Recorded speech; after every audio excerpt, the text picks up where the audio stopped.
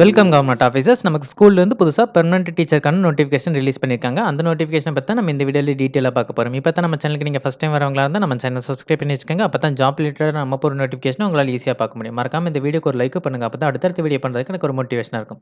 தூத்துக்குடி டிஸ்ட்ரிக்ட்ல சாத்தான்குளம் தாலுக்கால சாலைப்புதூர் ஆசீர்வாதம் போஸ்ட்ல இருக்க இந்து கிறிஸ்தவ தொடக்கப்பள்ளியிலேருந்து நோட்டிஃபிகேஷன் குடுத்திருக்காங்க. இங்க இடைநிலை ஆசிரியர் தேவைன்னு குடுத்திருக்காங்க. இதுக்கான குவாலிஃபிகேஷன் நீங்க ஆசிரியர் பயிற்சி அதாவது பிஎட் படிச்சுட்டு டெட் பாஸ் பண்ணியிருக்கணும் அப்படின்னு சொல்றாங்க.